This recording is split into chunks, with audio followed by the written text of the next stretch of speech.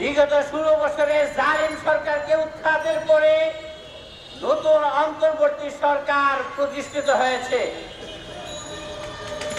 এদেশের জনগণের দীর্ঘদিনে প্রত্যাশা ছিল জালিম সরকার উৎখাতের পরে দেশের মধ্যে সুশাসন, ইনসাফ কায়েম হবে, দ্রব্যমূল্য ঊর্ধ্বগতি রোধ হবে।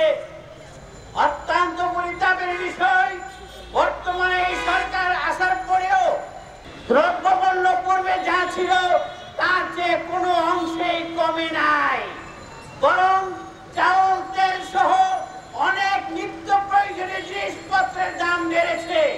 তার কারণ বিগত সরকার যে জঞ্জাল রেখে গেছে, যে সিন্ডিকেট করে গেছে, ওই সিন্ডিকেট ভাঙতে সক্ষম হয় নাই অন্তর্বর্তীকালীন সরকার।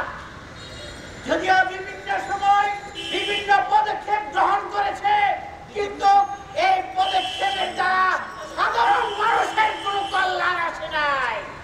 অতএব অন্তর্বর্তীকালীন সরকারকে আহ্বান জানাবো, অবিলম্বে আওয়ামী দুঃশাসক সরকারের সিন্ডিকেটকে ভাঙতে হবে, দ্রব্যমূল্য কমাতে হবে।